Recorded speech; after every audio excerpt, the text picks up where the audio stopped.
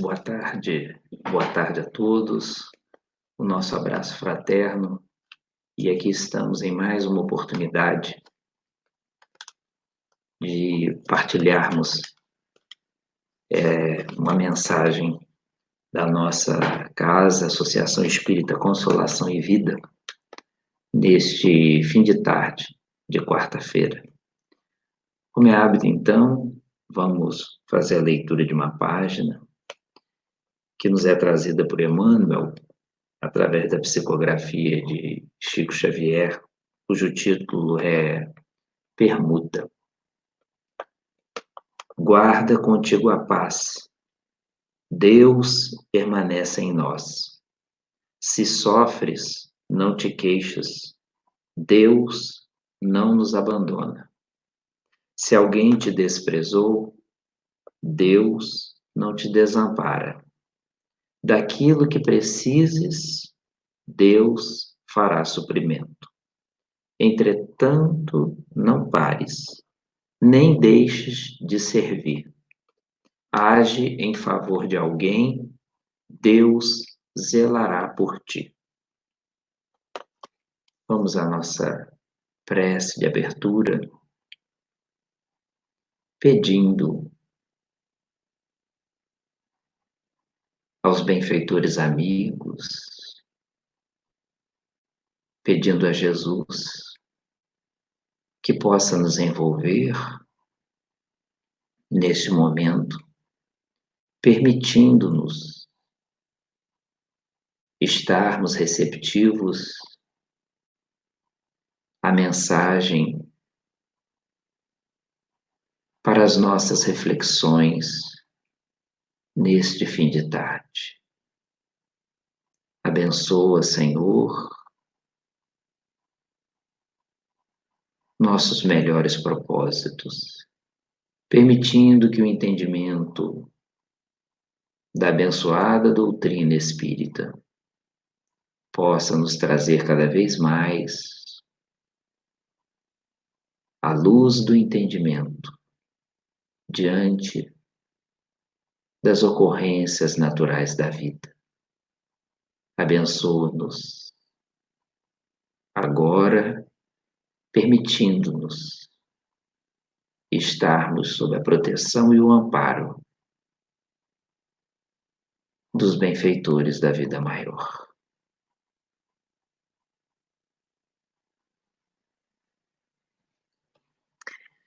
Muito bem. O que hoje nós teremos como tema para as nossas naturais reflexões? O tema é templos fechados.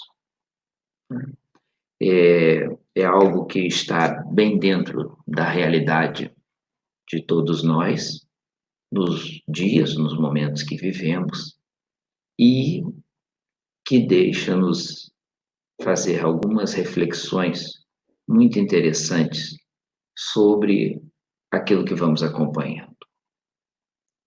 Depois da crucificação de Jesus Cristo, por mais de 300 anos, aqueles que foram tocados pela mensagem da Boa Nova, inspirado nos exemplos do Cristo, seduzidos, envolvidos pela sua mensagem contagiante, e aquilo foi sendo passado no ide e pregai de muitos dos seguidores do Evangelho, durante mais de 300 anos, no cristianismo nascente,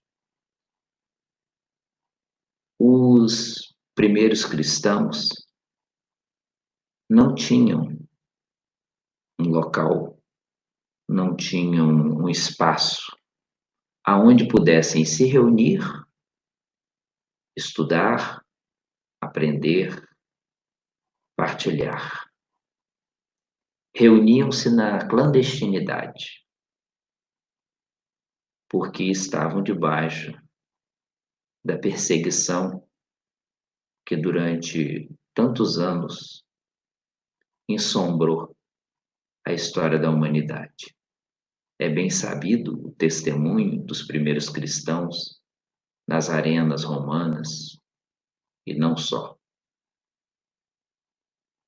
Séculos mais tarde, quando nos debruçamos sobre a mensagem que tem como em Allan Kardec o codificador, nós vamos observar que depois daquele primeiro contato com os fenômenos espíritas, Allan Kardec sente a necessidade de haverem reuniões regulares onde estariam aprendendo, colhendo as informações, vivências, experiências daqueles que se sensibilizavam pela mensagem do Espiritismo nascente e, passado pouco tempo, Allan Kardec funda a Sociedade Parisiense de Estudos Espíritas, a Revista Espírita, e nós encontramos aí um grande impulso, porque ali eram partilhadas experiências, vivenciados próprios fenômenos, interpretados, a própria comunicação de Kardec com outros núcleos espiritistas, tem essa oportunidade na sociedade parisiense de se reunirem. Mas também sabemos que com a desencarnação do codificador, os companheiros à frente tomam a responsabilidade de conduzirem a sociedade à frente, mas ainda assim, com o tempo, a sociedade vem a deixar de ter muitas das suas atividades regulares com aquele dinamismo que o codificador imprimia. Na história recente, por exemplo, de Portugal, durante a época em que se vivenciou um período de ditadura, sabe-se também que alguns grupos, alguns núcleos que já existiam da vivência da doutrina têm aí que ter as suas atividades encerradas. São momentos, são fatos da história antiga e recente em que nos deixa a pensar acerca dos templos. O que seriam os templos? Ora, poderíamos definir os templos, né, como locais de adoração, locais de culto. Poderíamos ter aí, identificar, né, as igrejas, as assembleias religiosas, as mesquitas, as casas espíritas, ou seja, uma infinidade extensa de núcleos aonde aquelas pessoas que se identificam com aquela mensagem se reúnem, estudam e procuram praticar aquilo que ali aprendem. Se nós fizermos uma visão muito prática, podemos dizer que os locais de culto, os templos, né, as igrejas, as assembleias, as mesquitas, os núcleos espiritistas, poderiam ser considerados a casa de Deus. E pelo número de igrejas, pelo número de assembleias, de núcleos religiosos que existe em nosso planeta Terra, deveríamos até esperar que o mundo tivesse melhor, pelo número extenso que encontramos nas suas mais variadas interpretações. Bem, Dentro desse contexto, aonde que poderíamos colocar e observar aí o centro espírita, né? Ora, o centro espírita, ele também pode ser considerado um templo, um núcleo aonde as pessoas que ali se encontram estão vinculadas por algo fortíssimo, muito marcante, que é, sobretudo, a afinidade. É pela afinidade que os companheiros, as companheiras, irão se reunir dentro de um determinado núcleo espiritista, procurando levar à frente a vivência, a prática e o esclarecimento dos conhecimentos ali recolhidos. Ora bem, sendo assim, existe uma definição do centro espírita que pode ser considerado, ao mesmo tempo, uma escola, um hospital e uma casa de oração. Há até um poema que se refere a isso, dizendo: feliz quem pode estar sob o teto abençoado de uma instituição que seja a um só tempo uma escola, um hospital e uma casa de oração. Para aqueles que não estão familiarizados com essa ideia, possivelmente poderão até ter pessoas que nos acompanham que, se calhar, nunca visitaram, nunca foram a um núcleo espírita, a um centro espírita. E como é que um lugar único pode ter tantas vertentes? Ora, veja, como escola, porque é o lugar onde nós aprendemos, o lugar onde nós estudamos, o lugar onde nós procuramos nos desenvolver. Mas que tipo de estudos ali ocorrem? São estudos vinculados à questão da vida espiritual.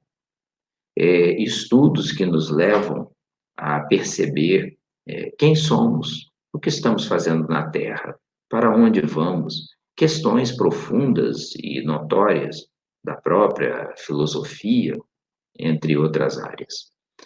Ao mesmo tempo, é também um hospital. Não um hospital com a vertente, como entendemos e compreendemos, dos hospitais da Terra, né, que buscam o socorro e o tratamento das enfermidades, das maleitas do corpo físico. É um hospital que visa atender às necessidades e às carências espirituais. E também uma casa de oração, porque ali se cultiva naturalmente a prece, né, o recolhimento, o cuidado com o próximo, no sentido de perceber as suas dificuldades, as suas dores, as motivações que levaram essa pessoa até ali e no que podemos socorrê-la através dos recursos que a doutrina nos oferece. Então, o centro espírita, ele tem esse perfil, ele tem essa característica, né, de ter as três vertentes, escola, hospital, casa de oração, ao mesmo tempo, né? Também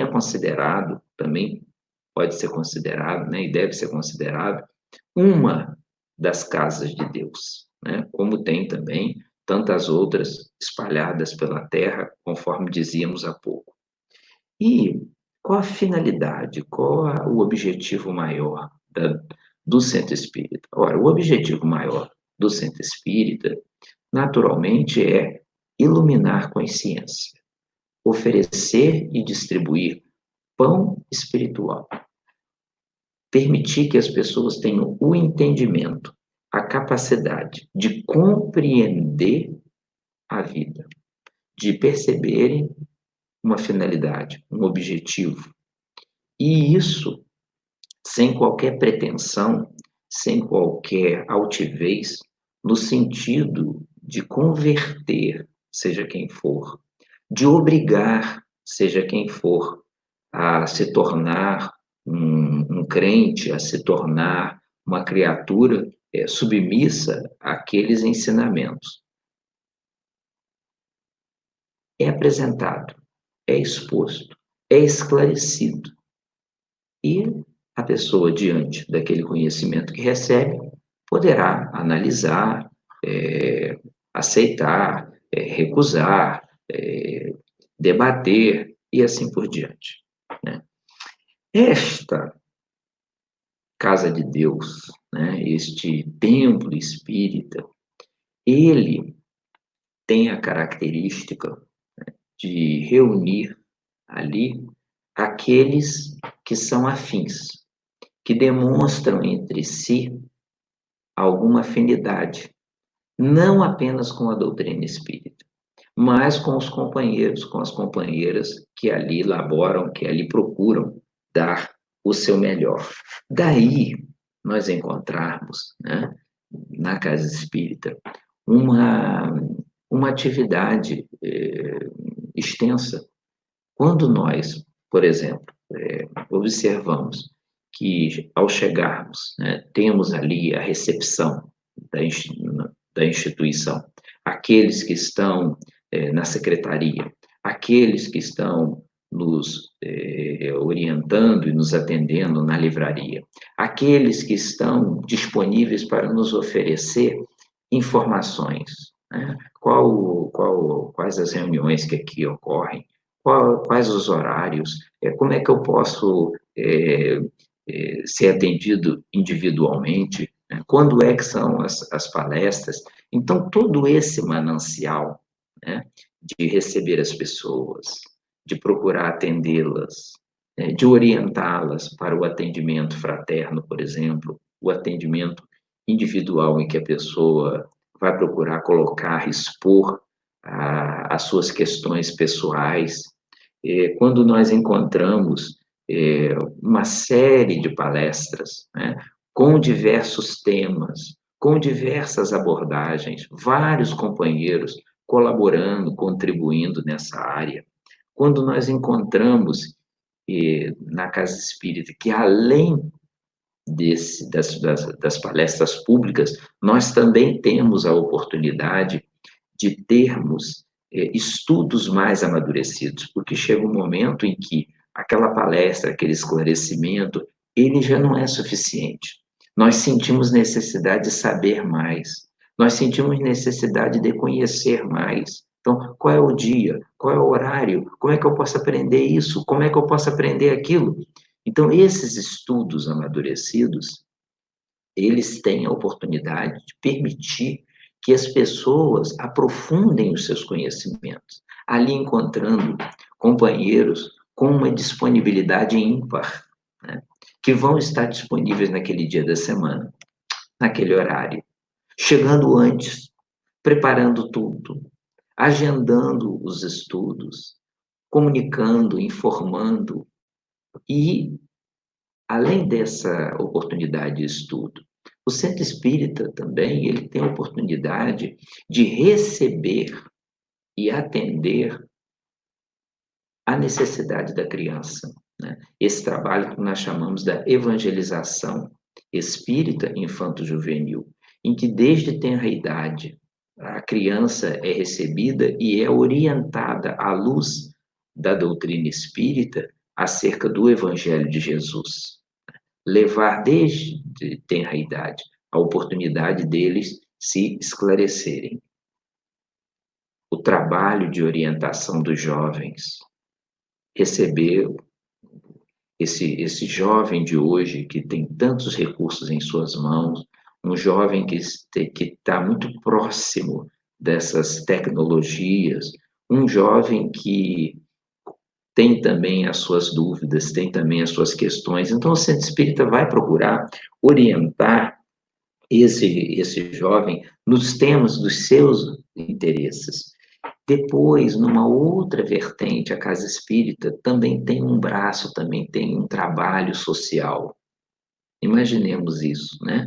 Com famílias que são atendidas, que são devidamente organizadas, né? Quantas famílias são? Quais os seus componentes? Quais as necessidades maiores? qual o companheiro, a companheira que pode se responsabilizar por pelo conhecimento, por viver mais próximo, por procurar atender aquele necessitado, pode se responsabilizar por isso. O trabalho social, muitas das vezes, procurando também atender, às vezes, as gestantes carenciadas, né? A as gestantes que aparecem, às vezes, em situação de necessidade, que são atendidas pelo enxoval de bebê, um grande número de pessoas que são visitadas em lares, são visitadas em suas casas, né, tendo a oportunidade da página, da prece, do passe. Além também do trabalho social na vertente do apoio ao vestuário e a calçados de inúmeras famílias. E vocês podem parar e analisar assim: como que se consegue isto? Essa dinâmica do centro espírita é conseguido por um fator fundamental, por um fator essencial, que é a disponibilidade do trabalhador espírita, do tarefeiro, do colaborador, da colaboradora, aquela criatura que, tocada pela mensagem, que compreendendo a vida à luz da doutrina espírita, compreende que é muito bom receber, mas há momentos que é muito melhor doarmos, servirmos. E quando é que a pessoa toma essa consciência ou é tocada, né? É variável. Cada um tem o seu momento, o seu tempo interior, a sua hora, o seu instante de perceber que tem também o gosto, sente também, por uma questão de consciência, a necessidade de fazer alguma coisa pelo seu próximo também. Nessa questão dos templos, alguns poderão questionar-nos assim: mas será que não existem pessoas que não sentem qualquer necessidade, qualquer apelo de estarem num templo religioso? Existem, existem. E às vezes são pessoas que estão muito bem, são pessoas que estão muito tranquilas, muito pacificadas. E às vezes encontramos pessoas que elas cultivam, que elas vivenciam a sua espiritualidade, a sua ligação com Deus, o seu momento de paz, né? De outras formas, de outras maneiras. Então, nós temos aí um leque muito variável de pessoas, de seres, de criaturas que não sentem tanto apelo assim, e outras que estarão se sentindo mais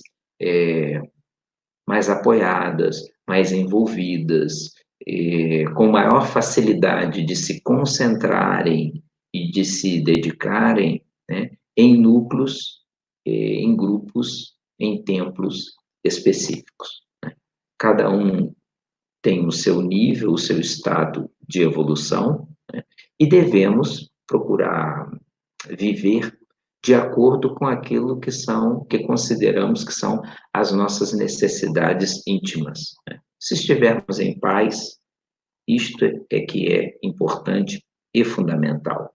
Se sentimos que precisamos aprender mais, que precisamos compreender melhor, que precisamos de pessoas mais experientes ou mais desenvolvidas no campo do estudo e do aprendizado para poder nos ajudar, então busquemos esses núcleos que nós estaremos afinizados para poder cumprir as nossas tarefas e nossas atividades, né?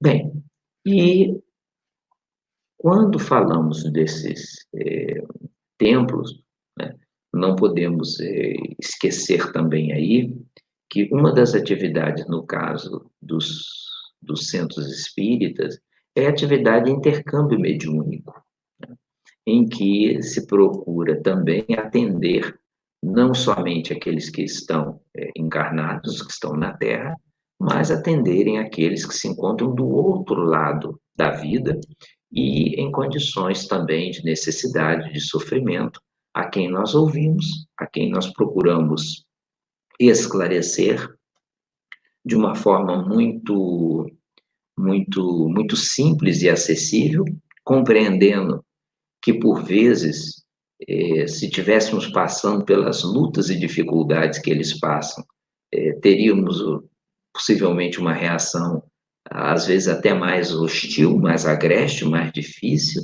né?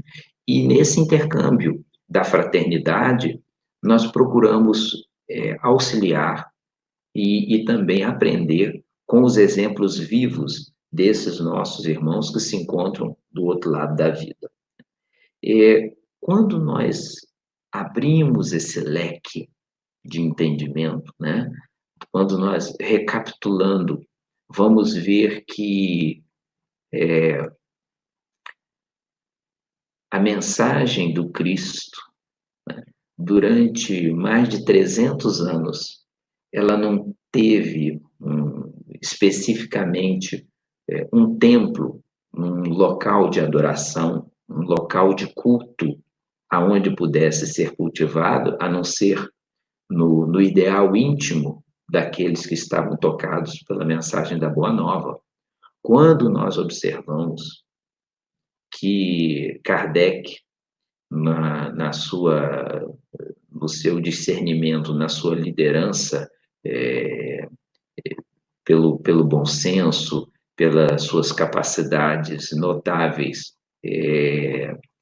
codifica a doutrina e tem a oportunidade de criar a Sociedade Parisiense, o primeiro centro espírita do mundo, e desenvolver ali as suas atividades, e que mais tarde sofre as naturais alterações que, que, que a história foi capaz de nos permitir, quando, analisando que na história recente portuguesa já haviam alguns núcleos ativos espíritas que tiveram de encerrar suas portas por razões políticas, e nós fazemos uma retrospectiva e caímos hoje, né, nesse momento, em 2020, com esta realidade dos templos, das igrejas, dos centros, das mesquitas terem as suas portas fechadas por motivação de saúde pública, isso deixa-nos a oportunidade de belíssimas reflexões. Belíssimas reflexões. Por quê? Ora, veja.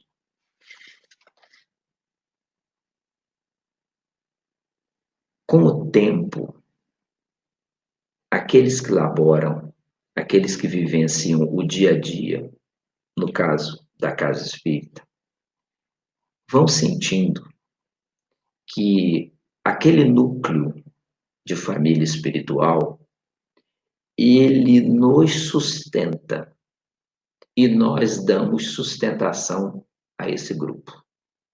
Fluidicamente, vibratoriamente, nós nos apoiamos mutuamente, sem precisarmos afirmarmos ou dizermos isso diariamente.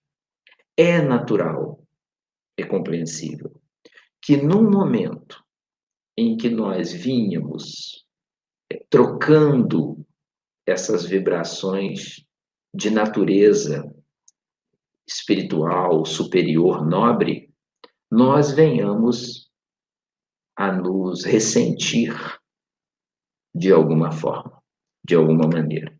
E poderíamos até perguntar, assim, olha, então, é, o que que, o que que isso pode nos trazer de bom, de positivo? Porque o que nos traz de prejuízo, o que nos traz de dificuldade, a gente já identificou. O que que isso pode nos trazer de positivo? O que que isso pode nos trazer de nobre? Olha, nós podemos pensar que os templos estarem de portas fechadas é uma oportunidade de testemunharmos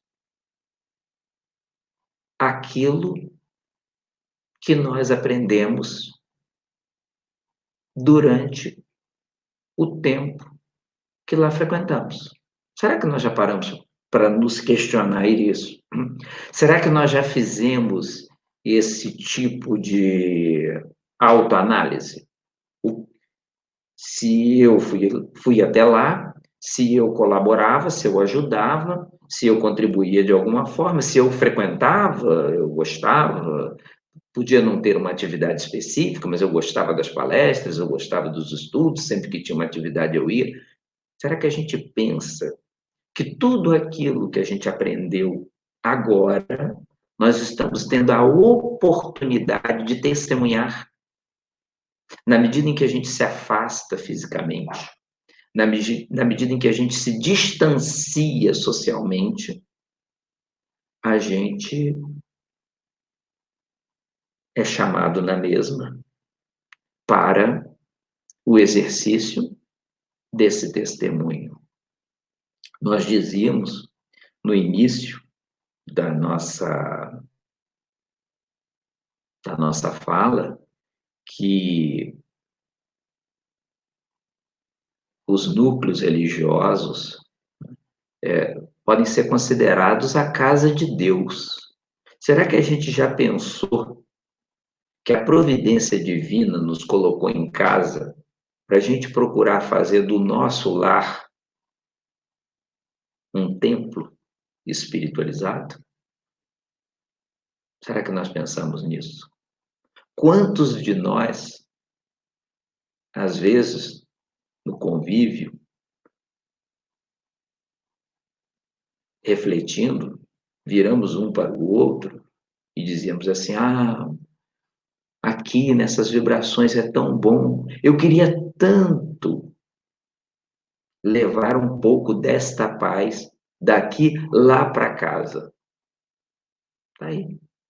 Estamos tendo a oportunidade de testemunharmos. Uma outra reflexão também interessante, na medida em que o centro espírita fecha a porta, é uma altura de nós pensarmos que é uma altura também de intercâmbio.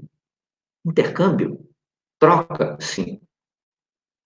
É uma altura de nós refletirmos que os mentores, os benfeitores espirituais, nosso anjo de guarda, os nossos espíritos, familiares, amigos, queridos, vão nos visitar em casa, vão nos visitar em atividades outras onde nós nos encontramos. Às vezes nós pensamos, eu estou sozinha, eu estou sozinho aqui em casa. Ninguém está sozinho. Tem que manter o distanciamento social. Mas para a espiritualidade amiga, não há necessidade nem problema de contágio, de máscara, seja lá o que for. Então é a altura em que eles nos vêm visitar.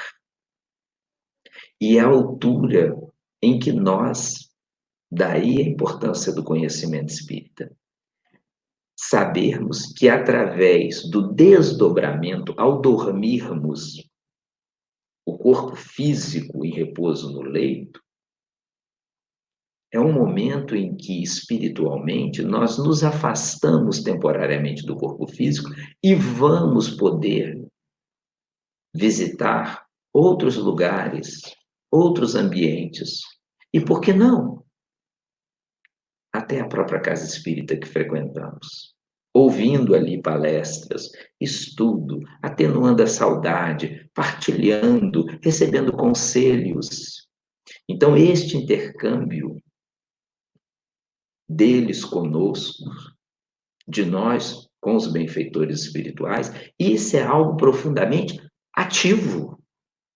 Isso não é hipotético, não é teórico. Isto é real. Imaginemos hoje, um dia de quarta-feira, nossas reuniões habituais, os benfeitores reunidos na casa espírita, quem sabe dizendo um para o outro: hoje os nossos irmãos, as nossas irmãs não podem estar aqui fisicamente presentes. Vamos visitá-los. Vamos ver como eles estão. Vamos observar as dificuldades que eles estão a passar. Vamos consolá-los. Vamos permitir que eles se ergam, que eles se sustentem, que eles se mantenham. Porque se a saudade, né, é um sentimento presente em nós encarnados, não tenhamos dúvidas que também é um sentimento presente em nossos benfeitores espirituais. Uma saudade construtiva, uma saudade sublimada, uma saudade nobre. Outra reflexão que nós podemos observar aí é que é um momento, hoje, com as portas fechadas dos templos, das igrejas, dos centros espíritas. É um momento sublime de gratidão. Um momento de agradecimento. Mas nós vamos agradecer o quê? Essa doença coletiva mundial? Não. Nós vamos agradecer, sobretudo, pelo tempo que nós ali estivemos. No caso da nossa instituição, são 21 anos, que é o tempo da sua existência. Mas talvez você não esteja lá tanto tempo assim, mas esteja há 15, 10, 5, 2 anos. Aquilo que nós recebemos, aquilo que nós doamos, aquilo que nós aprendemos, aquilo que foi investido espiritualmente em nós. Perguntemos quantas palestras nós ouvimos, quantos estudos nós frequentamos, quantos debates, quantos workshops, seminários nós estivemos presentes. Quantas atividades nós já tivemos na casa espírita. É importante que possamos agradecer por isso, porque tudo isso ajudou-nos a construir em nós uma estrutura de conhecimento, de aprendizado belíssimo, soberano. Não quer dizer de forma nenhuma que o fato de termos um conhecimento espiritual vai nos isentar, vai nos ilibar da dor, do sofrimento, da luta, de forma nenhuma. Estaremos na condição de todos os demais. Porém, o pão espiritual ajuda-nos no entendimento, na forma, na maneira como nós podemos enfrentar, podemos ultrapassar. Ano passado, nós completamos 20 anos. E aqueles que ali estiveram recordam-se que nós fomos criando durante as várias atividades do ano na casa, momento de gratidão, em que nós líamos um texto que nos foi elaborado por uma companheira, oferecíamos uma rosa, oferecíamos a mensagem e agradecíamos pela colaboração, pelo auxílio, pela ajuda que inúmeras pessoas que por ali estiveram nos ajudaram. Esse agora, essa altura que estamos vivenciando, esse momento de pandemia, também pode se converter num momento de gratidão. O templo, a igreja, a instituição religiosa, a assembleia, o lugar de culto, pode ter as portas fechadas. Mas a chama luminosa da doutrina dos espíritos deve estar permanente no altar dos nossos corações. É íntimo, é pessoal e tem uma coisa muito boa. Mas o que pode ser de bom aí? Tem uma coisa muito boa. É que para onde a gente for, a gente leva.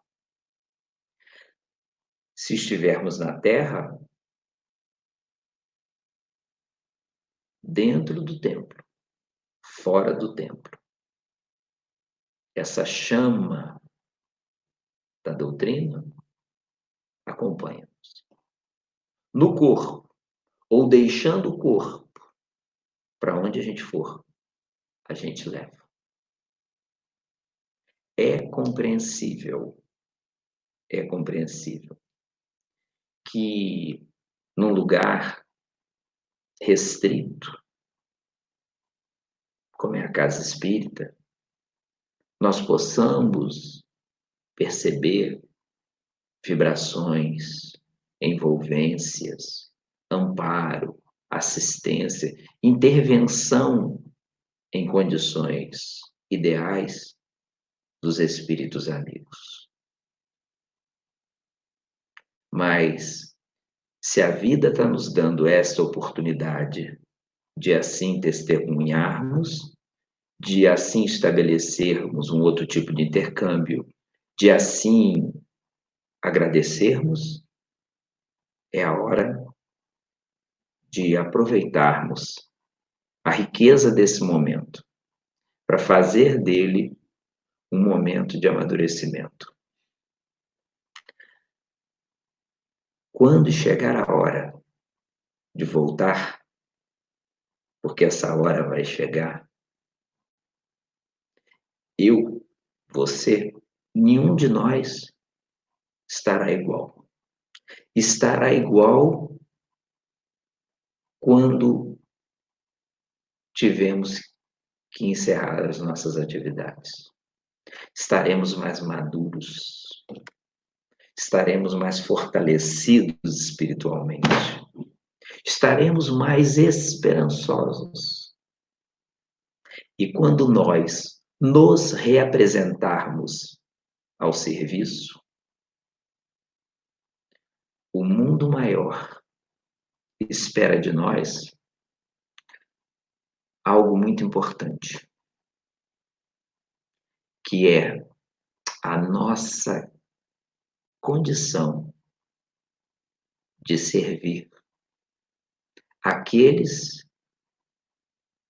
que lá recorrerão para compreender, para aprender, para partilhar essa mensagem boa, nobre, luminosa, que é a doutrina dos Espíritos. Para isso, nós precisamos estar em condições de servir e não tanto de sermos servidos. Muito bom estar aqui com todos vocês, uma vez mais. Vamos então encerrar com a nossa prece, agradecendo esse momento de reflexão e de paz. Agradecemos os minutos de atenção que nos dispensaram, deixando a todos envolvidos num abraço fraterno. Vamos orar então.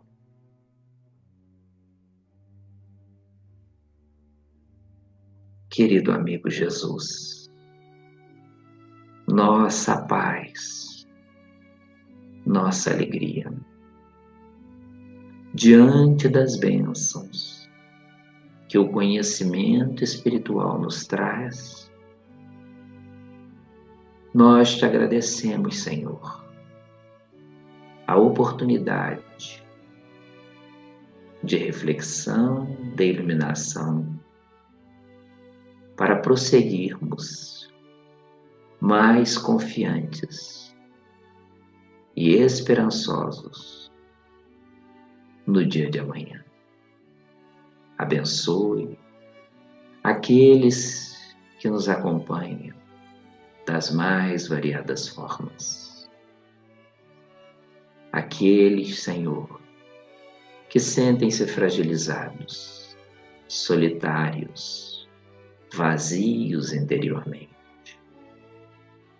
Inspira-os a fim de que registrem a intervenção dos amigos da vida maior no seu dia a dia. Guarda-nos sob a tua paz, hoje e sempre. Fica conosco, querido amigo Jesus.